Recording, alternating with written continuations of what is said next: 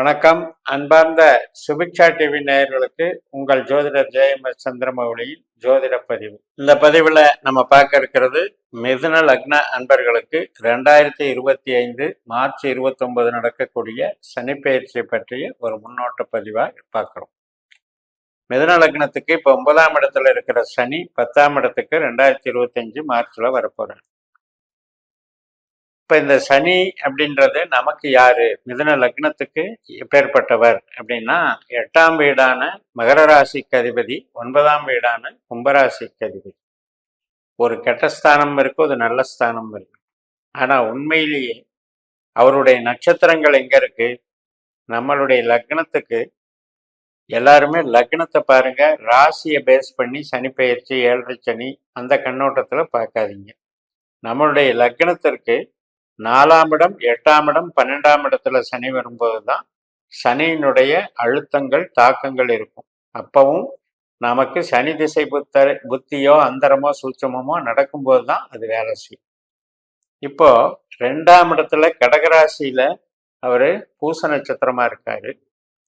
6ஆம் இடத்துல விருச்சிக ராசியில அனுஷ நட்சத்திரமா சனி இருக்காரு. 10ஆம் இடமான மீன ராசியில நமக்கு உத்திரட்டாதி நட்சத்திரமா இருக்க.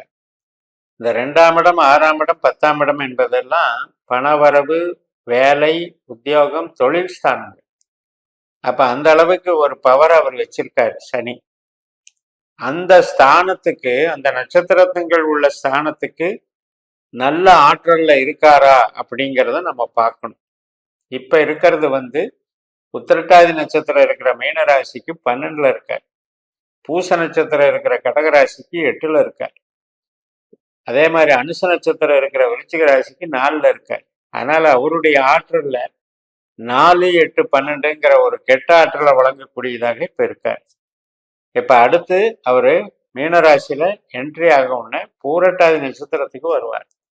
4ஆம் பாதம் இப்ப இருக்கிறது பூரட்டாதி 1, 2ல போவாரு. வக்கரத்துல போயிட்டு மறுபடியும் அதே நட்சத்திரத்துல பயணிச்சு அந்த மார்ச் மாதம் பயிற்சி ஆகும்போது பூரட்டாதி 4ஆம் பாதத்துக்குள்ள நுழைவார். அதுக்கப்புறம் உத்திரட்டாதி 4 பாதங்கள் போவார். இந்த உத்திரட்டாதி என்பதுதான் சனியினுடைய சொந்த நட்சத்திரம். அந்த நட்சத்திரத்துல வரும் பொழுது சனி நமக்கு நன்மைகளை செய்வார். 9ஆம் இடமான கும்பராசியினுடைய பாக்கியஸ்தானத்தினுடைய பலனை அப்படியே செய்வார். அதற்கு நமக்கு உறவு ரீதியாகவும், உடைமைகள் ரீதியாகவும், தொழில் ரீதியாகவும் அங்கீகாரமும், ஒரு இறையருளும், ஆரோக்கியத்தில் குறைபாடுகள் நிவர்த்தியாகுவதையும், கஷ்ட நஷ்டங்கள்லிருந்து விடுபடுவதையும் அது காட்டுகிறது. அப்ப அந்த அளவுக்கு நம்ம பார்க்கணும்னா நம்ம லக்ன புள்ளி என்னங்கிறது நீங்க பாருங்க. மிதுன லக்னம் என்பது 30 டிகிரி கொண்டது. இப்ப உங்களுடைய லக்னத்துல இருக்கிற நட்சத்திரங்கள் மிருகசிரீஷம் 3, 4 பாதங்கள், திருவாதிரை 4 பாதங்கள், புனர்பூசம் 3 பாதங்கள். இப்போ இப்படி 9 நட்சத்திரத்துல எந்த நட்சத்திர பாதத்துல நம்ம லக்னம் அமைஞ்சிருக்குன்னு பார்த்தாதான் உங்களுடைய லக்ன புள்ளியை கண்டுபிடிக்க முடியும். அதை கண்டுபிடித்தாதான் 12 பாவங்களுக்கும் உள்ள புள்ளியை நீங்கள் அறிய முடியும். இந்த புள்ளி என்பதுதான் தொடக்க முனை. இப்ப உதாரணத்துக்கு நீங்க திருவாதிரை 2ஆம் பாதத்துல லக்னம், உங்க லக்னம் அமைஞ்சிருக்கு அப்படின்னா மிருகசிரீஷம் 2, திருவாதிரை 2, இப்ப 4வது புள்ளியா உங்க லக்னம் அமைஞ்சிருக்கு. இப்ப நம்ம மார்ச் மாசத்துல சனி பெயர்ச்சி ஆன உடனே நம்ம 10ஆம் இடமான மீனத்துல வந்துருச்சுன்னு நம்ம நினைக்க வேண்டிய அவசியம் இல்லை. காரணம் என்னன்னா நம்ம லக்னம் இங்க உங்களுக்கு 4வது புள்ளியில தான் ஸ்டார்ட் ஆகுது. ஒரு 12 டிகிரியில ஸ்டார்ட் ஆகுதுன்னு வச்சுக்கோங்க உதாரணத்துக்கு.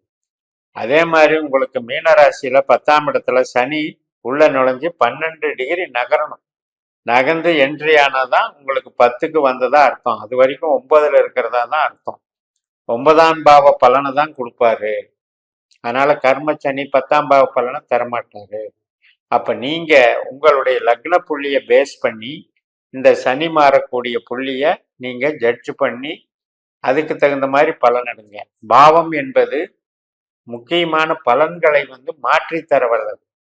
9ஆம் இடம்ங்கிறது தொழிலுக்கு நல்லது இல்லை. தொழிலிருந்து ரிலீஸ் ஆகிறத காட்டுறது, விடுபடுறத காட்டுறது, அல்லது மூளை உழைப்பு சார்ந்த வேலை, கமிஷன் வகை தொழிலில் இருக்கிறத காட்டுது. உற்பத்தி சார்ந்த தொழிலுக்கு தடுக்கக்கூடிய இடமாக 9ஆம் இடம் விளங்குகிறது. அப்ப 9ல இருக்கா 10ல இருக்குன்னு தெரியாம நம்ம வந்து சனிக்கு பலனை எடுத்துக்கிட்டு நம்ம வந்து குழப்பிக்க வேண்டியதில்லை.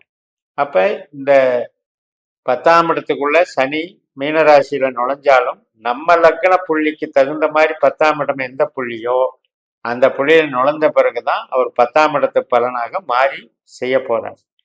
இப்ப கெட்ட பாவங்கள்னு எடுத்துக்கிட்டீங்கன்னா, நம்மளுக்கு ஆகாத பாவங்கள்னு எடுத்துக்கிட்டீங்கன்னா, 4ஆம் இடம் அப்படிங்கிறது கன்னி, 8ஆம் இடம் அப்படிங்கிறது மகரம், 12ஆம் இடம் அப்படிங்கிறது உங்களுக்கு ரிஷபம்.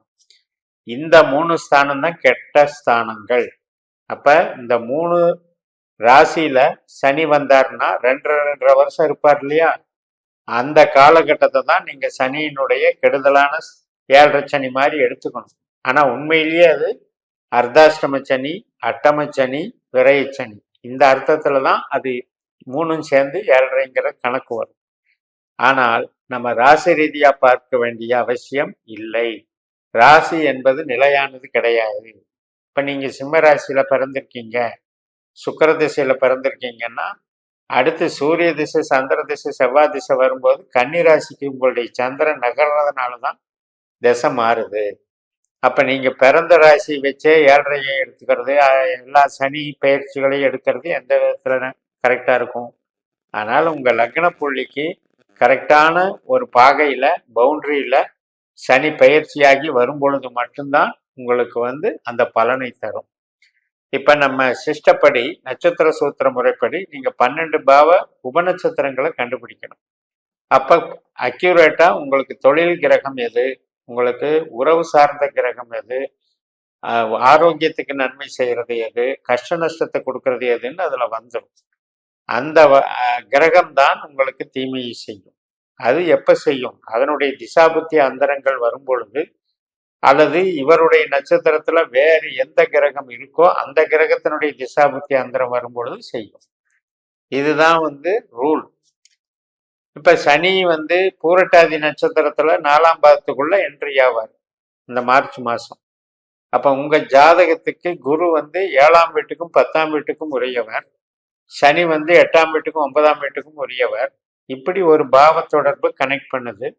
உபநட்சத்திரத்துல பாத்தீங்கன்னா இன்னும் உங்களுக்கு என்னென்ன பாவங்கள் தொடர்பு வருதுங்கிறது இன்னும் தெளிவா தெரியும். அப்படி பார்க்கும்போது அது வந்து உங்களுக்கு குருவோ சனியோ 8ஆம் இடம் 12ஆம் இடம் தொடர்பு இல்லாமல் இருக்கணும். 8, 12 உபநட்சத்திரங்களாக இல்லாமல் இருந்தால் நம்மளுக்கு நன்மை தரப்போகுதுன்னு அர்த்தம். அதுல ஒன்றும் தீமையே கிடையாது.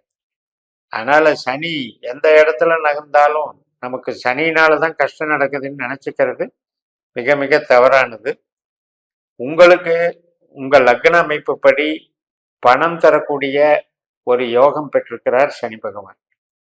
வேலை வாய்ப்பு, ஒரு உத்தியோகத்துல வளர்ச்சி, சர்வீஸ் மைண்டு, இதையெல்லாம் கொடுக்குறாரு சனி பகவான். அதே மாதிரி சொந்தமாக தொழில் ஃபேக்டரி நடத்துறது, தொழிலதிபர் ஆகிறது, மிகப்பெரிய அளவில் செல்வந்தராக விளங்குறது, அந்தஸ்து மரியாதை பப்ளிக் சர்வீஸ்ல மிகப்பெரிய கௌரவமாக நடத்தப்படுறதையும் சனி பகவான் தான் வச்சிருக்காரு. அப்படிப்பட்ட ஒருத்தர் உங்க ஜாதகத்துல எப்படி இருக்காரு, என்ன நட்சத்திர தொடர்புல இருக்காரு, என்ன பாவ தொடர்புல இருக்காருங்கிற வச்சுதான் சனியினுடைய நல்லது கெட்டது நீங்க தீர்மானிக்க முடியும். அதனால இப்ப வந்து இந்த புள்ளி கணக்குல பாத்தீங்கன்னா யாருக்கெல்லாம் மிருகசிரீஷம் 3ஆம் பாவத்துல நீங்க மிதுன லக்னத்துல பிறந்திருக்கீங்களோ அவங்களுக்கு தான் இம்மீடியட்டா 10ல சனி வர்றாரு. மார்ச் மாதம் 29ஆம் தேதி கர்மச்சனியா வர்றார். அவர் வந்து குரு மாதிரி செயல்படுவார். அதுக்கப்புறம் அந்த பூரட்டாதி 4ஆம் பாதம் கழிச்சு உத்திரட்டாதி 1ஆம் பாதத்துல நுழையும் போது சனி தன்னுடைய சொந்த நட்சத்திரத்துல நுழையும் போது தொழில் ரீதியாக உங்களுக்கு மூளை உழைப்பு சார்ந்து, மார்க்கெட்டிங் சார்ந்து, கமிஷன் வகை சார்ந்து, இதன் மூலமாக உங்களுக்கு நன்மைகளை செய்வார் என்று கூறி நிறைவு செய்கிறேன். இந்த சேனலை சப்ஸ்கிரைப் பண்ணி ஷேர் பண்ணுங்க. உங்கள் தனிப்பட்ட ஜாதக பலாபலன்களை என்னுடைய வாட்ஸ்அப் நம்பரில் தொடர்பு கொண்டு பலன் பெறுங்கள். உங்களிடமிருந்து விடைபெறுகிறேன். உங்கள் JMS. நன்றி, வணக்கம்.